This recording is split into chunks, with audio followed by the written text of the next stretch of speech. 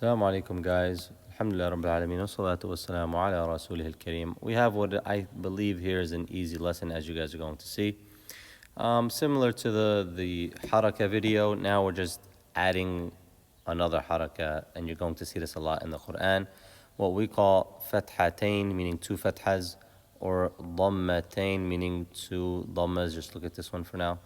And kasratain, meaning two kasras. Now for the dhamma, it comes in different ways. You might see two dhammas, you might see one of these symbols or one of these symbols, which is the most common, to be honest. You're either going to see this or this a lot of the time, and sometimes you might see that as well. So, ish fathatain, kasratain, dhammatain, what do they mean?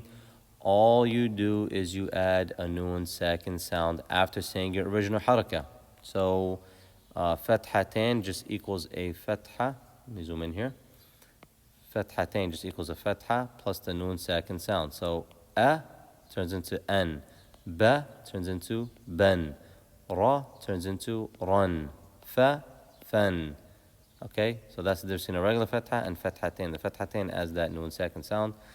Wu turns into wun, for example. You know, dhammatain means the dhamma with a noon sakin sound. Ka or ku turns into kun. Fu, fun, mu, mun, lu, lun, in that fashion. All you do is you add that noon sakin sound at the end. And also, one thing to note, this is something we're going to cover later in our tajweed lesson, in the lesson about mudud. But just so you know, any word that ends in fathatain only, not fatha, not kasra, not dhamma, not kasratain, not dhammatain, only fathatain. If this is on the last letter of the word, then we add an alif to the end of the word when we stop.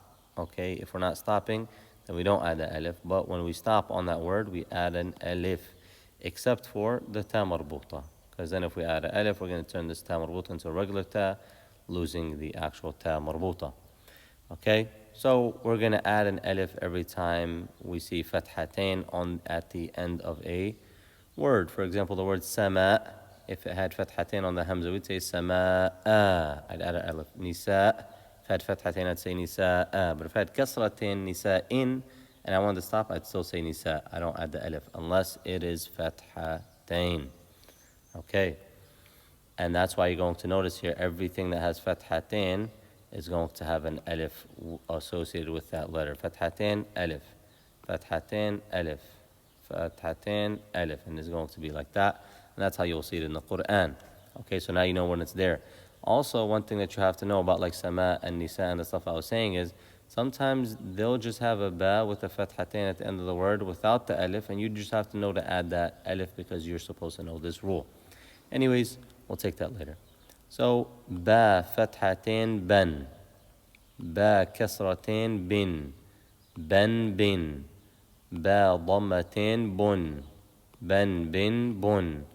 غين فتحتين غين غن غين كسرتين غن غن غن غين ضمتين غن غن غن غن يا فتحتين ين يا كسرتين ين ين ين يا ضمتين ين ين ين ين ضا فتحتين ظن ضا كسرتين ظن ظن ظن ضا ضمتين ظن ظن ظن ظن واو فتحتين ون واو كسرتين ون ون ون واو ضمتين ون ون ون ون تن تن تن.